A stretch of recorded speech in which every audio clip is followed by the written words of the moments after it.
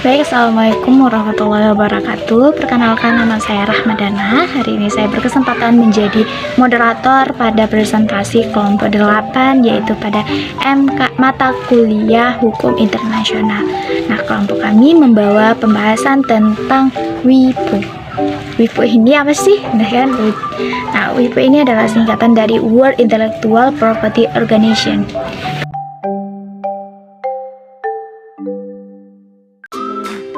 Saya memperkenalkan anggota kelompok saya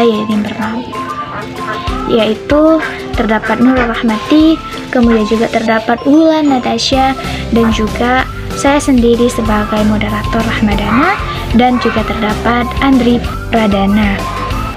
Nah, ketika kita berbicara tentang WIPO ini adalah salah satu dari 15 badan khusus Perserikatan Bangsa-Bangsa atau yang disebut dengan singkatan PBB ya.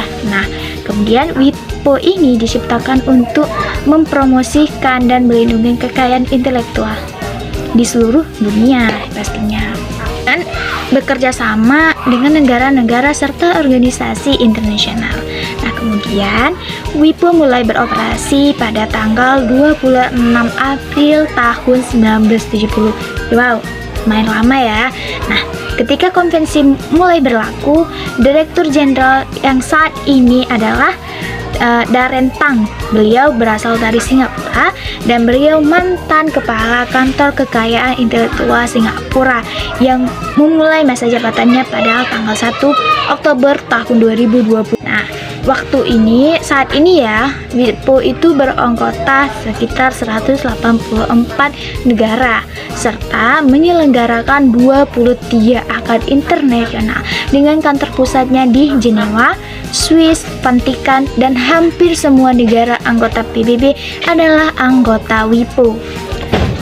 Negara-negara yang tidak diwujudkan menjadi anggota WIPO ini adalah Kiribati, Kepulauan Marshall, Federasi Mikronesia, Nauru, Pulau Palestina, Republik Demokrasi Arab Sahrawi, Kepulauan Solomon, Taiwan, Timor Leste, Tuvalu, dan Vanuatu. Nah, selanjutnya pasti kita penasaran nih tentang kegiatan dan tugasnya WIPO sendiri, dan kemudian tentang sejarah WIPO ini sampai didirikan. Nah, kemudian juga tentang bagaimana sih mengelola dan menjalankan WIPO-nya sendiri ya. Pasti kita ingin mengetahui tentangnya. Nah, kasus-kasus apa yang sering terjadi di dalam WIPO itu sendiri. Nah, untuk lebih jelasnya, mari kita simak dengan penjelasan dari kawan-kawan saya. Soalnya adalah kegiatan dan tugas WIPO. WIPO termasuk hosting forum untuk membahas dan membentuk aturan dan kebijakan IP internasional, menyediakan layanan global yang mendaftarkan dan melindungi IP di berbagai negara, menyelesaikan sengketa IP lintas batas, membantu menghubungkan sistem IP melalui standar dan infrastruktur yang seragam, dan berfungsi sebagai database referensi umum di semua masalah IP. Ini termasuk memberikan laporan dan statistik tentang status perlindungan atau inovasi IP baik secara global maupun di negara tertentu. WIPO juga bekerja dengan pemerintah, lembaga swadaya, masyarakat atau LSM, dan individu untuk memanfaatkan IP untuk pembangunan sosial ekonomi. WIPO mengelola 26 perjanjian internasional yang menyangkut berbagai masalah kekayaan intelektual, mulai dari perlindungan karya, audiovisual, hingga penetapan klasifikasi paten internasional.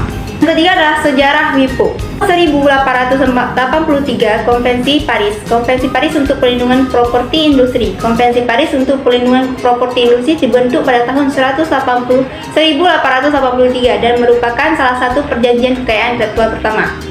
Konvensi Paris adalah perjanjian internasional pertama untuk melindungi karya pencipta di negara lain. Konvensi diadopsi dalam konferensi diplomatik yang diadakan di Paris, Prancis pada tahun 1880 dan pada tahun 1883. Kemudian ditandatangani pada tanggal 20 Maret 1883 atas nama Brazil, Prancis, Guatemala, Belanda, Portugal, Serbia, Spanyol, dan Swiss, Belgia, Italia, dan El Salvador.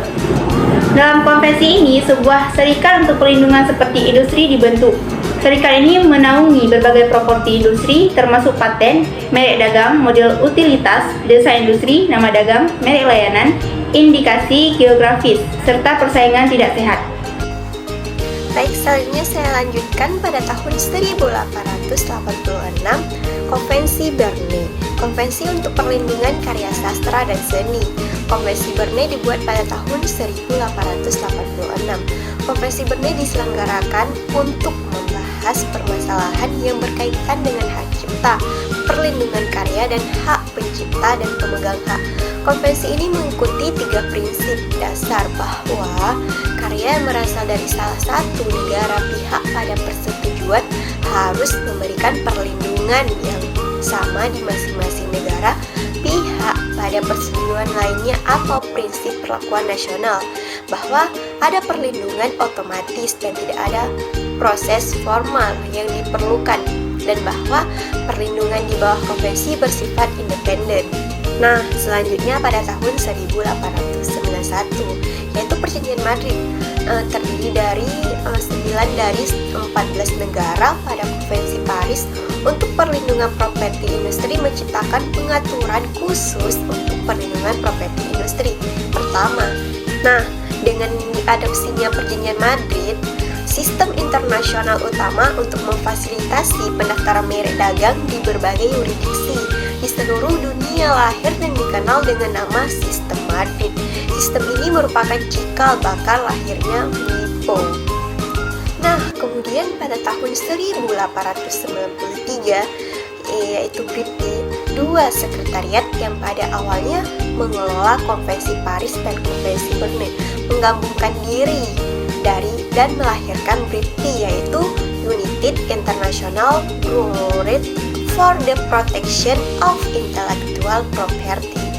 Berbasis di Berne, Swiss, BRIPI adalah pendahulu dari organisasi kekayaan intelektual dunia dengan WIPO yang menggantikannya 87 tahun kemudian. Kemudian pada tahun 1970, WIPO ini secara resmi dibuat oleh Konvensi Pembentukan Organisasi Kekayaan Intelektual Dunia yang mulai berlaku pada tanggal 26 April 1970. BRIPI kemudian diubah untuk bergabung menjadi WIPO. Anggota WIPO sendiri merupakan bagian dari Konvensi Berne, Konvensi Paris, anggota Sistem Perikatan Bangsa-Bangsa, Badan Khusus, Badan Energi Atom Internasional, atau Mahkamah Internasional. Hingga kini, 26 April diperingati setiap tahun sebagai Hari Kekayaan Intelektual Dunia yang meningkatkan kesadaran akan pentingnya HKI. Berdasarkan pasal 3 konvensi ini, WIPO berusaha untuk mempromosikan perlindungan kekayaan intelektual di seluruh dunia. WIPO sendiri akhirnya menjadi badan khusus PBB pada tahun 1974. Yang keempat, mengelola dan menjalankan WIPO. WIPO dikelola oleh sekretariat yang membantu menjalankan kegiatan sehari-hari. Berkantor pusat di Genoa, Swiss. WIPO memiliki kantor eksternal di seluruh dunia, termasuk di Algier atau Aljazair, Rio de Janeiro atau Brasil, Beijing atau Cina, Tokyo atau Jepang, Abuja di Nigeria, Moskow di Rusia, dan Singapura di Singapura. Tidak seperti kebanyakan organisasi PBB, WIPO tidak terlalu bergantung pada kontribusi yang dinilai atau sukarela dari negara-negara anggota, di mana 95% anggaran WIPO berasal dari biaya yang terkait dengan layanan globalnya.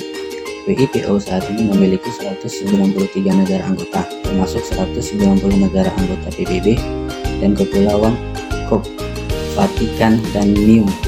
Palestina memiliki status sebagai pengamat permanen.